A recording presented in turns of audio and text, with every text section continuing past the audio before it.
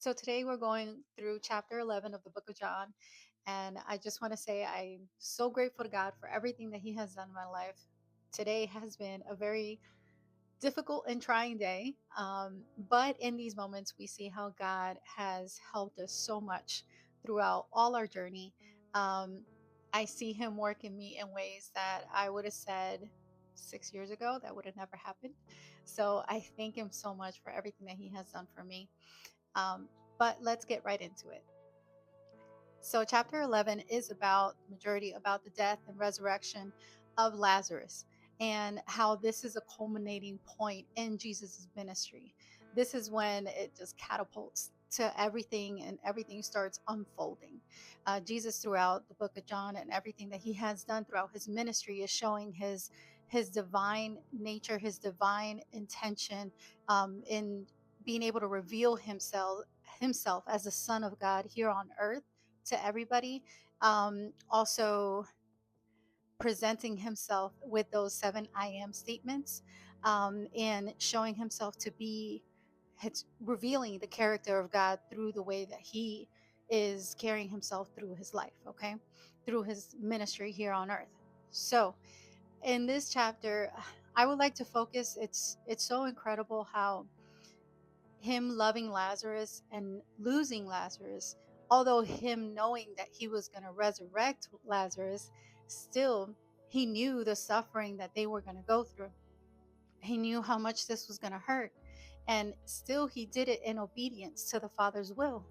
And sometimes suffering in our lives, that's what it looks. And we go through situations where we are like, man, but this hurts. This is hard.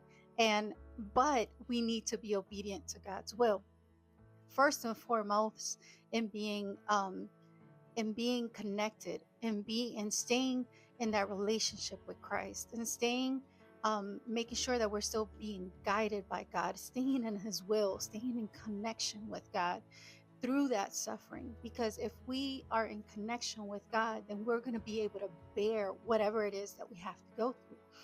And the same thing with Jesus. When he was going through this, he said, wait, I intentionally have to wait 2 more days here where I'm at, because it had to be 4 days that Lazarus had been in the tomb for it to be completely known that there was no going back, that it was resolute, like he was dead. Um, it was believed in Jewish belief, it was that the rabbis taught that 3 days the spirit stayed hovering over the corpse, and on the fourth day it would leave, which making the verdict of death final. And so it was necessary, okay?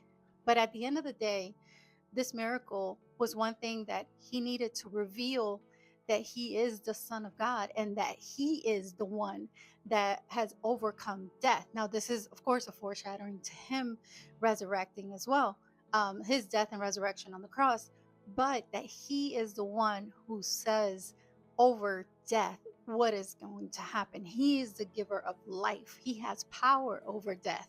And in this, he was going to demonstrate that he is the Son of God.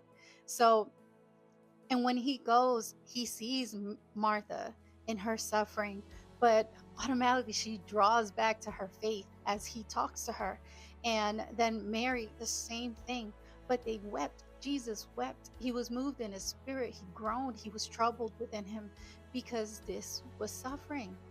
And even though he's still subjected to his Father's will.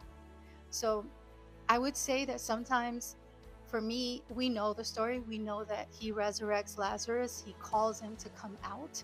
He calls him by name, and he's bounded and arms and feet.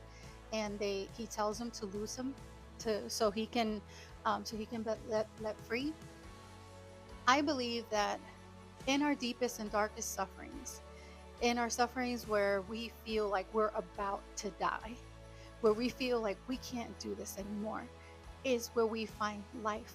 Whether our trust in God grows our faith, or it's or also we continue to stay obedient in Jesus. And also, if we haven't met Christ, sometimes it's that huge suffering that breaks us so profoundly that we meet Christ. That is our meet, like Jesus meeting moment, right? That's when we meet, that meet to meet Jesus moment. Is that it? Yeah, one of those. I don't know why I can't think of it right now. That come to Jesus moment. There we go. It's in that break, like that brokenness, that pain that we come into is when we come and we know Christ, come to know Christ.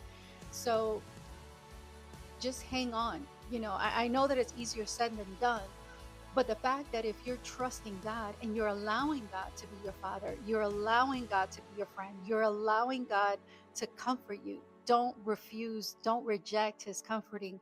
Don't think that you can do this on your own, but instead lean into his comforting, lean into how he wants to be a father to you, lean into how he wants to be your friend. Okay? Oh, God bless everyone, and I'll see you for next week, chapter 12.